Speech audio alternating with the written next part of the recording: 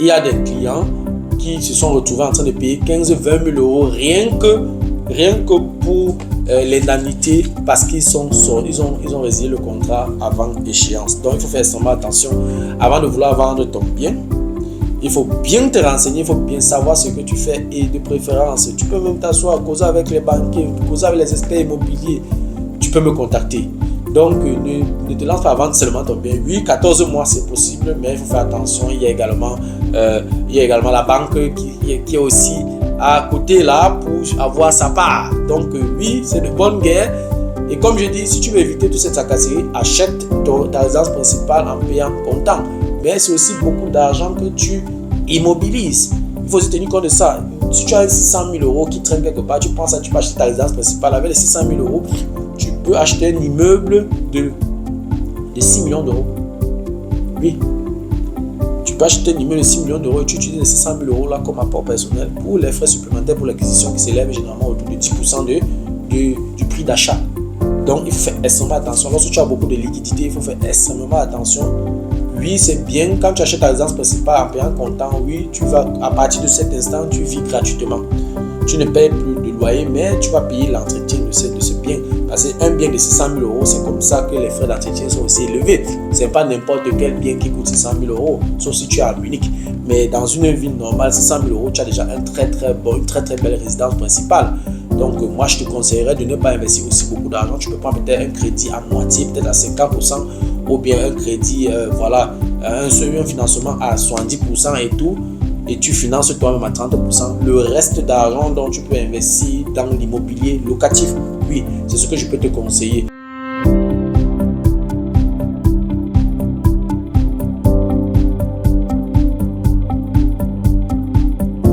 Salut à toi et merci encore une fois de plus d'avoir cliqué sur ma vidéo. Si c'est ta première fois de passer par ici, je m'appelle Fabrice Zopop. Je suis ingénieur en génie mécanique et en même temps investisseur immobilier depuis plusieurs années déjà.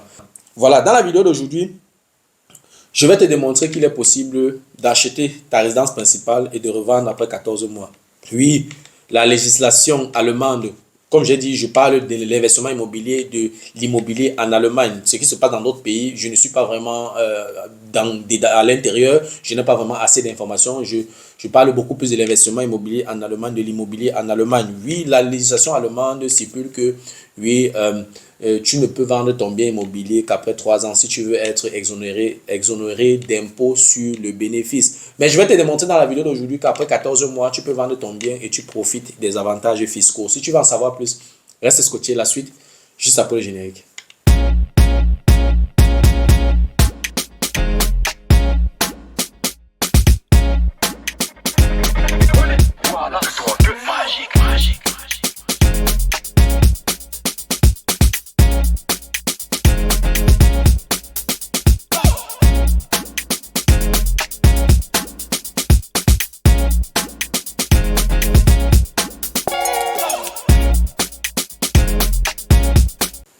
Voilà, comme je l'ai énoncé à l'introduction, dans la vidéo d'aujourd'hui, je vais parler d'immobilier. Je vais te démontrer dans la vidéo d'aujourd'hui qu'après 14 mois, tu peux revendre ta résidence principale, n'est-ce pas, sans payer d'impôts. Oui, la législation allemande stipule que si tu achètes ta résidence principale et la conserves pendant au moins 3 ans avant de la vendre, alors tu ne paies pas d'impôts sur ton bénéfice. Qu'est-ce que ça signifie? Ça veut dire que quoi? Ça veut dire que si tu as acheté un bien immobilier et après 2 ans, tu décides de vendre, peut-être il y a eu le problème, tu n'arrives plus à payer vraiment la mensualité à la banque, ou alors tu as subitement un problème que tu dois résoudre, ou alors peut-être tu veux divorcer et tu décides de vendre le bien. Après 2 ans, donc, si tu vends le bien, disons que tu as un taux d'imposition de 50%, non, disons 50%, c'est trop, tu as un taux d'imposition de 40%, 40% donc disons si le bien a coûté 400 000 euros et qu'en calculant tu as un bénéfice, disons à la fin de 100 000 euros après avoir vendu, tu dois donc donner 40% de ce bénéfice à l'administration fiscale, donc tu seras à 40% de 100 000 euros, c'est-à-dire tu dois donner 40 000 euros à l'administration fiscale. Pourtant, lorsque tu achetais le bien, il y a 2 ans, tu as payé ce qu'on appelle les taxes sur la mutation foncière, ce qu'on appelle en allemand Grunderwerbsteuer. Tu payes, pour ceux qui sont dans le nord-ouest de l'Allemagne, payes 6,5% du prix d'achat. Ça veut dire que quoi, si tu avais acheté ça par le passé à 300 000 euros, tu payes 6,5%, tu seras autour de 19 000, 20 000 euros que tu dois payer, n'est-ce pas, à l'administration fiscale, n'est-ce pas, lors de l'achat de ce bien. Et 2 ans plus tard, tu décides de revendre et tu fais un bénéfice de 100 000 euros. Tu as déjà donné presque 20 000 euros à l'administration fiscale. Tu donnes encore 40% de ton bénéfice, c'est-à-dire des 40 000 euros. Comme je l'ai dit tout à l'heure, on est à 40 000 plus 20 000 euros. Ça veut dire qu'en l'espace de 2 ans, tu as donné 60 000 euros à l'administration fiscale. C'est horrible. Donc voilà. Pourtant, si tu as la connaissance, tu as des petits secrets, tu peux éviter ça. Ça fait 40 000 euros que tu peux épargner comme ça si tu es informé, si tu as un expert à tes côtés, si tu as allé chercher l'information à la source. Donc, il ne faut pas rester dans son coin, regarder quelques vidéos, lire quelques livres et puis se croire qu'on connaît. Il y a des personnes qui sont sur le terrain tous les jours. Je suis sur le terrain tous les jours. Je peux te faire sortir des situations que tu ne peux même pas t'imaginer. Il y a beaucoup de contournements dans l'investissement immobilier.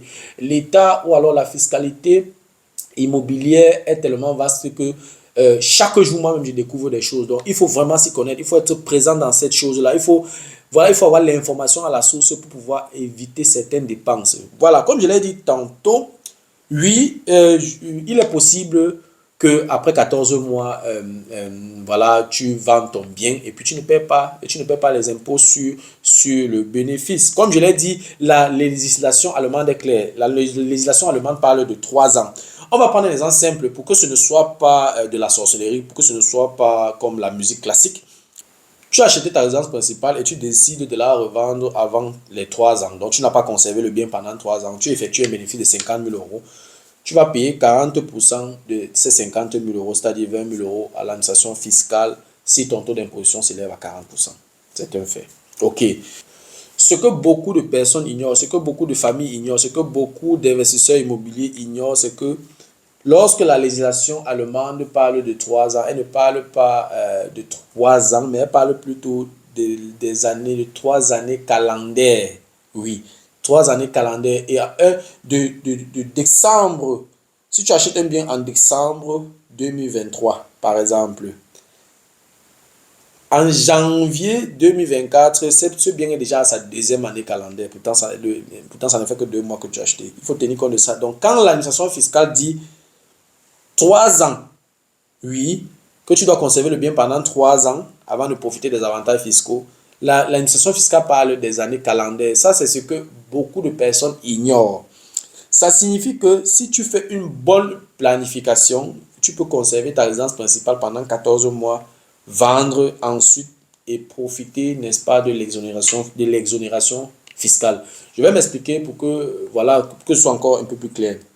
On va supposer que tu as acheté ta résidence principale le 1er décembre 2024. OK? Jusqu'au 31 décembre, ça fait déjà la première année calendaire. Il faut savoir cela. Et que j'ai acheté mon bien immobilier le 1er décembre, jusqu'au 31 décembre, le bien a déjà fait 1 an. Pourtant, ça ne fait que 1 mois. Du 1er janvier 2025 au 31 décembre 2025, le bien est déjà à sa 2e année calendaire. Ça veut dire que tu as conservé le bien pendant 2 ans. Nous sommes à 12 mois plus 1 mois. On est qu'à 13 mois. On va continuer notre considération. À partir donc du 1er janvier 2026, tu es déjà dans ta 3e année calendaire. Ça veut dire qu'en principe, après le 1er janvier 2026, tu peux déjà vendre ta résidence principale et bénéficier de l'exonération fiscale. Oui, et quand on fait un calcul, si tu vends ta résidence principale, donc disons le 31 janvier 2026, tu l'as pourtant acheté le 1er décembre 2024. Ça fait combien de mois? Du 1er décembre 2024 au 31 décembre 2024, ça fait 1 mois. Du 1er janvier 2025 au 31 janvier 2025, ça fait 12 mois. Là, c'est l'année pleine. Du 1er janvier 2026 au 31 janvier 2026, ça fait encore 1 mois. On est donc à 12 mois, plus 2 mois, ça sera 14 mois. Donc, ça fait un total de 14 mois. Tu as certes fait 3 années calendaires, mais en termes de durée, c'est 14 mois. Et tu vends ton bien, tu profites des avantages fiscaux, tu ne payes pas, n'est-ce pas, les impôts sur le bénéfice. Mais tu dois faire extrêmement attention. Ce n'est pas seulement la fiscalité, ce n'est pas seulement les impôts qui doivent attirer ton attention. Tu dois également regarder le crédit bancaire. Tu as également la banque. Tu as acheté le bien avec l'aide de la banque. Si tu as acheté ta résidence principale en payant comptant, ça c'est un autre débat. Tu n'es pas concerné par ce que je vais expliquer. Je viens comme ça expliquer. Mais si tu as utilisé le levier de la banque, mon cher ami, tu as une certaine durée, tu as un contrat de crédit et tu es lié à la banque pendant une certaine durée. Tu ne peux pas venir te lever le matin et venir rembourser tout le crédit à la banque comme ça. Non, non. Si tu décides de vendre après les 14 mois, la banque va considérer que tu n'as que conservé 2 ans parce que la considération de l'administration fiscale est certes calendaire, c'est d'une année calendaire, mais pour la banque considère la durée normalement. C'est-à-dire que si tu as acheté le 1er décembre 2024 jusqu'au 31 janvier 2026, tu as à peine tu n'as pas encore 2 ans. Donc, la banque va considérer que tu as remboursé le crédit avant échéance. Donc, tu vas payer ce qu'on appelle l'indemnité de remboursement anticipé. Tu dois payer, ça coûte souvent cher. Tu peux te retrouver même à 10, 15, 20 000 euros. Les Allemands appellent ça Vorfälligkeitsentschädigung. Les banques, ils ont un système de calcul, ils ont déjà un tableau de calcul, si bien que lorsque tu tombes dans cette situation-là, tu reçois seulement le montant que tu dois payer en plus. Tu as déjà remboursé le crédit, mais il y a une pénalité que tu dois payer, il y a une indemnité que tu dois payer. Donc, c'est extrêmement dangereux.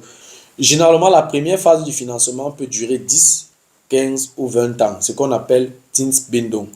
Et en plus de ça, tu as le droit de résilier le contrat après 10 ans sans payer d'indemnité. Ça veut dire que si après 10 ans, tu décides de vendre ton bien, tu n'as pas d'indemnité à payer à la banque, même si la première phase de financement que tu avais signé était 15 ans. Oui, tu avais signé 15 ans pour la première phase.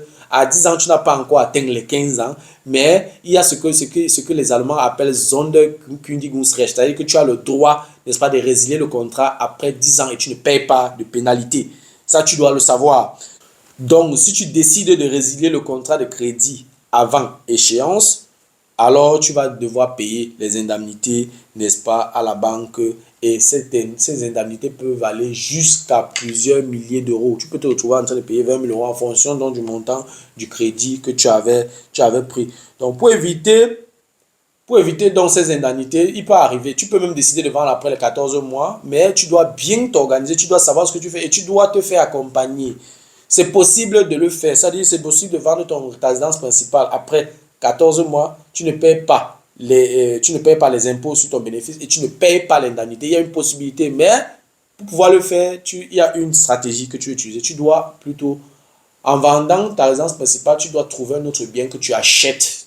Donc, lorsque tu décides donc de résilier le contrat de crédit, tu proposes donc le prochain bien que tu vas acheter à la banque. Là, ils vont juste balancer. C'est-à-dire que tu avais un crédit. Ta résidence principale coûtait peut-être 300 000 euros et puis tu as trouvé peut-être un petit immeuble de 2-3 appartements là-bas à 400 000 euros. Là, ils te sortent du crédit ou de ta résidence principale et ils te donnent maintenant un crédit pour l'appartement ou bien pour l'immeuble que tu vas acheter. Ils balancent. Là, l'indemnité, tu ne vas plus payer. Ils vont juste considérer le remboursement et puis te faire prendre un autre crédit, redéfinir un nouveau crédit maintenant pour l'immeuble que tu vas acheter. Ce n'est que comme ça que tu peux faire pour contourner cette indemnité, n'est-ce pas, de remboursement anticipé. Sinon, tu vas payer. Et comme je dis, il y a des clients qui se sont retrouvés en train de payer 15-20 000 euros rien que pour l'indemnité parce qu'ils ont résilié le contrat avant échéance. Donc, il faut faire extrêmement attention avant de vouloir vendre ton bien.